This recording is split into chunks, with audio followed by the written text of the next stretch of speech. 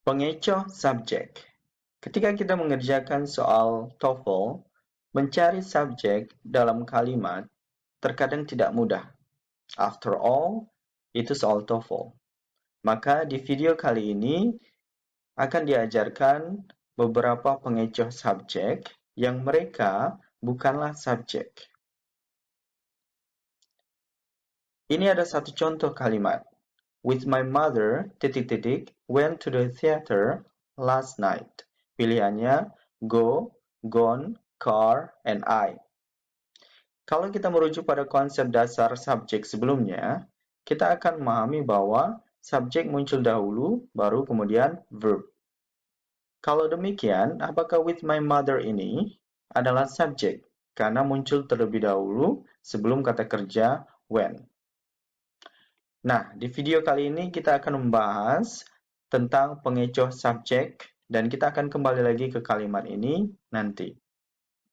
Pengecoh subjek yang pertama adalah objects of prepositions. Objects of prepositions adalah kata benda, kata ganti, gerund, atau klausa kata benda yang muncul setelah kata depan atau preposition. Ingat, objects of prepositions bukanlah subjek. Jadi, apapun yang muncul setelah preposition itu bukanlah subjek. Contoh, in class today, we discussed our next research project. Di dalam kalimat ini, prepositionnya adalah in. Class muncul setelah preposition in, maka class adalah object of preposition. Today, keterangan waktu, dan subjeknya adalah we. Di video sebelumnya, konsep dasar yang kita bicarakan adalah subjek muncul terlebih dahulu di awal kalimat, kemudian verb. Kalau melihat kalimat ini, in class today, kita tahu ini bukanlah subjek. Karena apa? Ada preposition in, maka class adalah object of preposition. Dia bukanlah subjek. Dan kita tahu ada we di sinilah subjek.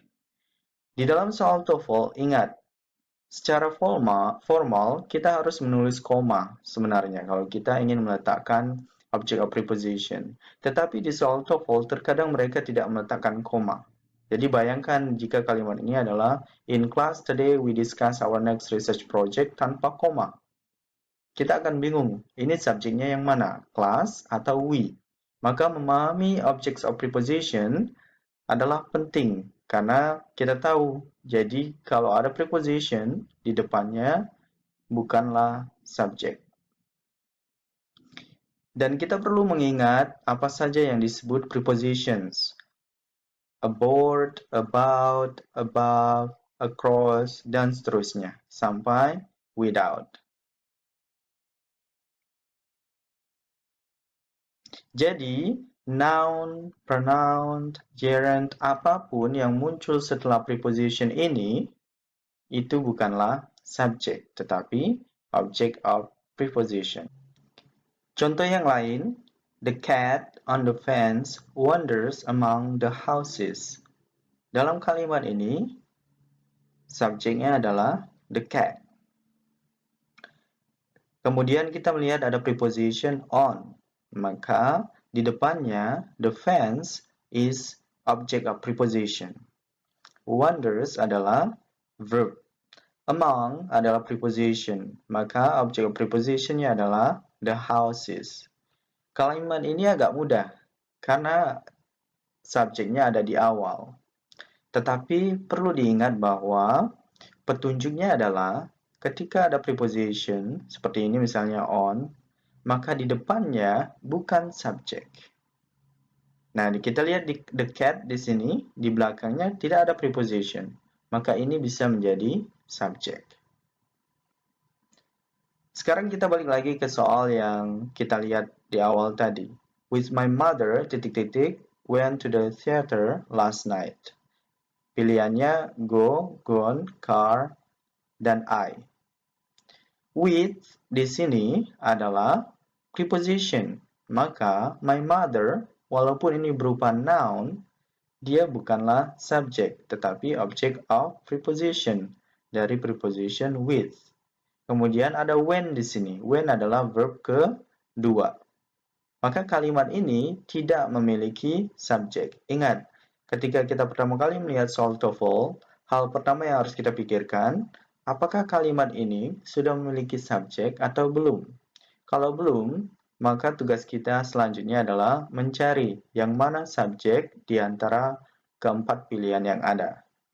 Go adalah verb, maka tidak bisa menjadi subjek. Gone, verb 3 dari go, maka tidak bisa menjadi subjek. A dan B kita hapus. C, car, noun, bisa menjadi subjek. I bisa menjadi subjek. Maka di antara C dan D, yang mana yang cocok untuk menjadi subjek dari kalimat ini? Jawabannya adalah I. Karena I went to the theater last night. Dan with my mother, ini menerangkan my mother berarti ibunya dari saya. Seperti itu. Kerjakan exercise 2 di bawah ini, kemudian cek pembahasannya langsung, lalu klik next lesson untuk mempelajari pengecoh subjek yang selanjutnya.